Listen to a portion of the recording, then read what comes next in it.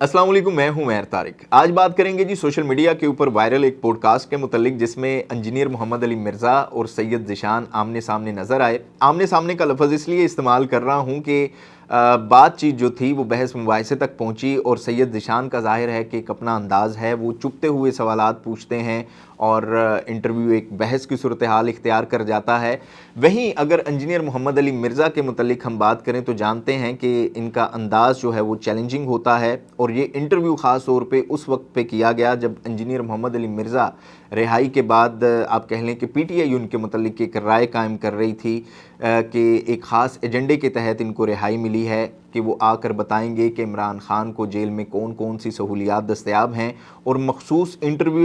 YouTubers और सहाफ़ियों की जानिब से उन्हें ये चैलेंज भी किया गया था कि इंजीनियर साहब इमरान ख़ान की लोकेशन और इनकी सहूलियात के मुतल्लिक गलत इंफॉर्मेशन दे रहे हैं। लेकिन इंटरव्यू के दौरान जो सबसे ज़्यादा चीज़ इस वक्त ज़ेर बहस है वो है सैयद ज़ीशान का अंदाज़, और दूसरा वो ऑफ द रिकॉर्ड गुफ्तगू जो कि इंजीनियर मोहम्मद अली मिर्ज़ा के साथ इनकी इंटरव्यू से पहले टेलीफोन के ऊपर हुई थी, जो कि ज़ीशान साहब ने रिकॉर्ड भी की और फिर प्रोग्राम में इसका ज़िक्र भी उन्होंने किया।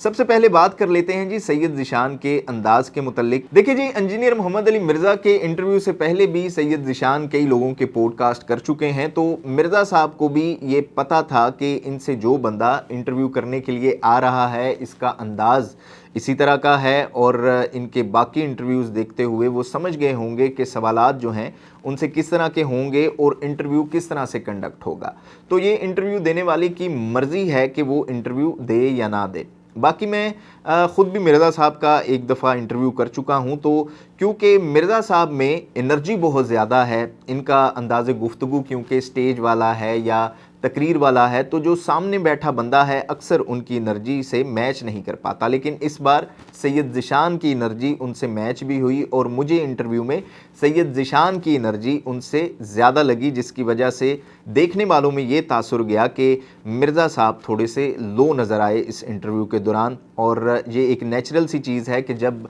आप किसी से गुफ्तगू या बहस कर रहे होते हैं, अगर अगले बंदे की एनर्जी आपसे ज़्यादा है तो एक साइकोलॉजिकल इफ़ेक्ट आपके ऊपर ज़रूर जाता है। जिस तरह का ख़ास तौर पे सैयद ज़ीशान का अंदाज़ है कि वो सवालात करके मुस्कुराते हैं या फिर जवाबात के ऊपर मुस्कुराते हैं, तो इंटरव्यू देने वाले पर ये चीज़ जो है वो कहीं ना कहीं ज़रूर हावी होती है। और जब इंटरव्यू लेने वाले की जानिब से बार बार ख़ास तौर पर काउंटर सवालात किए जाएँ तो जैसे मैंने पहले कहा कि वो बहस बन जाती है और इंटरव्यू देने वाला भी कहीं ना कहीं ख़ुद को फिर लिमिटेड ज़रूर कर लेता है। लेकिन फिर भी मिर्ज़ा साहब ने बड़े अच्छे तरीके से इनके सवालात को ज़रूर फेस किया।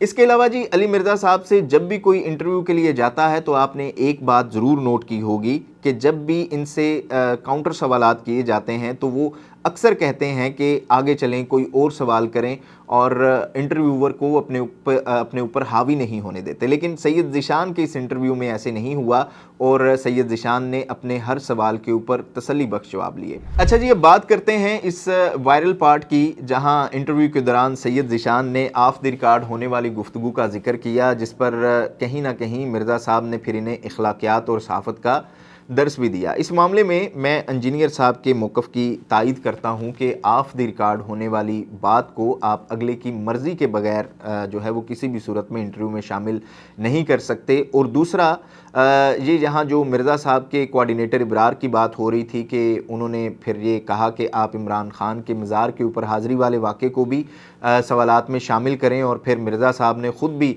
ज़ीशान साहब से ऑफ द रिकॉर्ड जो है वो फ़ोन के ऊपर बात की। अब इंजीनियर साहब ये एक्सपेक्ट नहीं कर रहे थे कि सैयद ज़ीशान इस ऑफ द रिकॉर्ड गुफ्तगू को इंटरव्यू में शामिल करेंगे और फिर इस पर ये तासुर देंगे कि वो इमरान ख़ान के ख़िलाफ़ कंपेन कर रहे हैं। अब इस मामले को जहाँ तक मैं ये समझा हूँ कि वो कुछ इस तरह से हो सकता है कि जब सैयद ज़ीशान ने राब्ता किया होगा इब्रार के साथ इंटरव्यू के लिए, तो ज़ाहिर है सैयद ज़ीशान के स्टाइल से या तो वो पहले से वाकिफ़ होंगे या उन्होंने इनके इंटरव्यू सोशल मीडिया के ऊपर देखे होंगे फिर, और समझ गए होंगे कि किस तरह के सवालात होंगे। और इब्रार ने सवालात के मुतल्लिक पूछा भी होगा कि आप किस तरह के टॉपिक के ऊपर इंटरव्यू करना चाहते हैं। तो क्योंकि आजकल सैयद ज़ीशान ज़्यादातर इंटरव्यूज़ कर रहे हैं पीटीआई के मुखालफिन के साथ, उन्हीं के साथ वो आमने सामने नज़र आते हैं ज़्यादा, और इनके ट्वीट्स से भी कुछ ऐसा अंदाज़ा लगाया गया होगा تو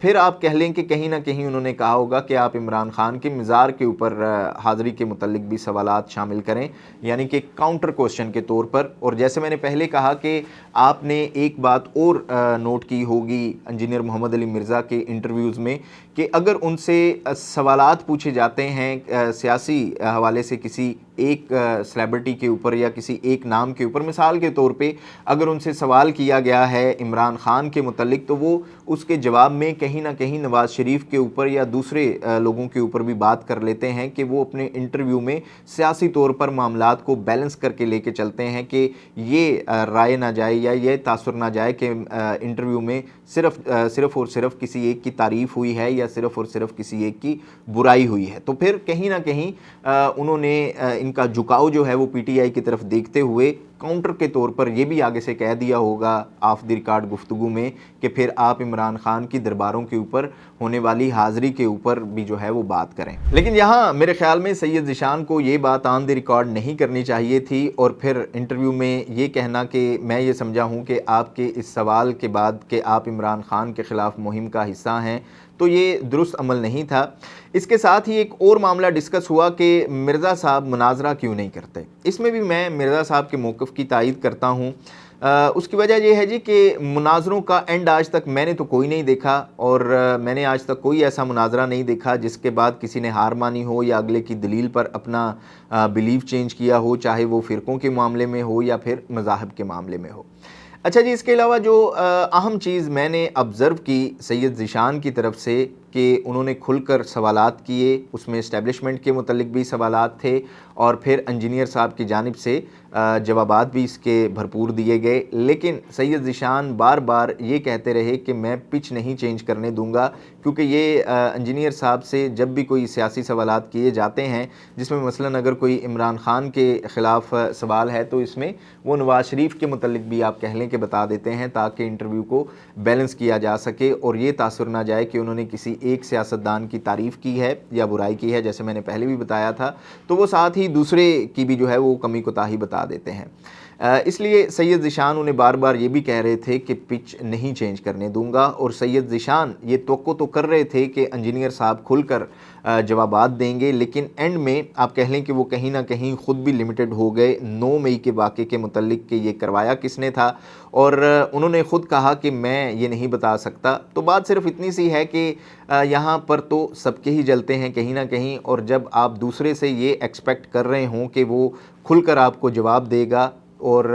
آپ تب تک سوالات پوچھیں جب تک آپ مطمئن نہ ہوں کہ آپ کو تسلی بخش جواب نہیں ملا، اور خود آپ وہیں پھر یہ کہہ دیں کہ میں اس بارے میں جواب نہیں دینا چاہتا، تو پھر سوالات انٹرویو کرنے والے پر بھی کہیں نہ کہیں اٹھتے ہیں۔ باقی جی سوشل میڈیا کا دور ہے، آپ یہ نہیں کہہ سکتے کسی کو کہ یہ کام صحافیوں کا ہے تو صحافیوں کو ہی کرنا چاہیے، یا یہ کام علماء کا ہے یا انجینئرز کا ہے یہ انہی کو ہی کرنا چاہیے۔ ہر کسی کا حق ہے، وہ چاہے جس ٹاپک کے اوپر مرضی بات کر سکتا ہے۔ باقی بات رہی ہار جیت کی کہ کون جیتا اس انٹرویو میں کون ہارا، تو میرے خیال میں 6 گھنٹے بھی یہ چلتا انٹرویو تو نتیجہ کوئی نہیں نکلنا تھا۔ اور ہاں ایک بات، اگر آپ سید ذیشان کے انداز کو غلط کہہ رہے ہیں کہ انہوں نے اپنے مائنڈ کے مطابق تسلی بخش جوابات لینے کے لیے یہ انٹرویو کیا، تو پھر آپ کو شہزاد گئیس کا ساحر ادیم سے لیا گیا انٹرویو بھی غلط قرار دینا پڑے گا، جس پر مرزا صاحب نے کمنٹ بھی کیا تھا آ کر۔ باقی جی سوالات ہونے چاہیے، جب کسی معاشرے میں آپ کہہ لیں کہ سوال اٹھانے کے کلچر کی حوصلہ شکنی ہوتی ہے، تو وہ معاشرہ میرے خیال میں پھر آہستہ آہستہ خاموشی کی تاریکی میں ڈوب جاتا ہے۔ آپ اس حوالے سے کیا رائے رکھتے ہیں کمنٹ باکس میں ضرور بتائیے گا۔ دیکھتے رہیے گا نیوز الرٹ۔